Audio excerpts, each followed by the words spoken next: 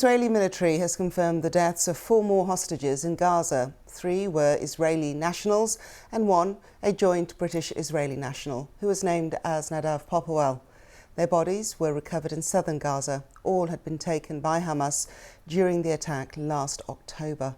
The precise details of their deaths is not known. The Israeli military spokesman, Daniel Hagari, made the announcement earlier. Today we shared the devastating news with the families of 85-year-old Amiram Cooper, one of the founders of Kibbutz Nir Oz, 80-year-old Chaim Peri from Kibbutz Nir Oz, 80-year-old Yoram Metzger from Kibbutz Nir Oz, and 51-year-old Israeli and British citizen Dolev Yaud from Kibbutz Nadav Popplewell from Kibbutz Nirim. That their loved ones were killed a few months ago during Hamas captivity in Gaza, and their bodies are still being held by Hamas. We assess that the 4 of them were killed while together in the area of Khan Younis during our operation there against Hamas. The information we confirmed by the relevant bodies after assessing new intelligence that we gathered over the last few weeks. That was Daniel Hagari there. Well, the US says that it has submitted a resolution to the UN Security Council calling for the implementation of the 3-stage Gaza ceasefire and hostage deal unveiled by President Biden last week.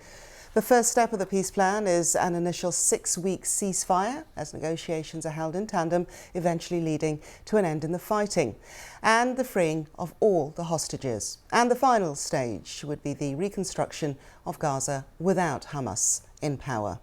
Our Middle East correspondent, Lucy Williamson, has been speaking to people both inside Gaza and in the Israeli town of Sderot on the border with Gaza to gauge their reaction to the new plan. The price of Gaza's war is rising as its cities crumble. The price of peace, too high for leaders on both sides. Israel said it had bombed more than 50 targets since yesterday. But Hamas is still fighting here, and hopes for the new ceasefire deal were mixed. Hamas should raise its demands and seriously adhere to the conditions they set, which are the people's demands. Hamas, accept the deal. It's enough. Enough of what we lost. We urge Hamas to stop the war. Israel's Prime Minister is negotiating on 2 fronts. His far-right allies say he must continue the war until Hamas is destroyed or they'll bring down the government. He's insisted that his conditions for a ceasefire haven't changed. We have gone a long way to return the hostages while keeping the war's objectives in mind, primarily the elimination of Hamas. We insist that we will achieve both. It's all part of the plan, not something I've just added. But Hamas has said it won't free more hostages without a guarantee the war will end. Tonight, Israel learned that 4 more captives were confirmed to have died. Chaim Peri, Yoram Metzger, Amiram Cooper, and British-Israeli Nadav Popplewell. After almost 8 months of war, much of northern Gaza lies in ruins. But Israel's Prime Minister is struggling to end the war because he hasn't achieved his war goals. He hasn't brought back all the hostages. He hasn't destroyed Hamas. The US president says Hamas is no longer capable of carrying out the kind of attack it did on the 7th of October. But Israelis living here by the Gaza border say they still don't feel safe. This is the last time Yarin saw her neighbourhood, trapped in her home in Sderot by the Gaza border as Hamas gunmen ran through the streets. She and her 3 children fled to Jerusalem the next day. A ceasefire now, she says, won't be enough to send them home. We will free the hostages, but few years from now, you will be the next hostages. You will be the next people that get murdered, the women that raped. All this will happen again. This ceasefire will kill us.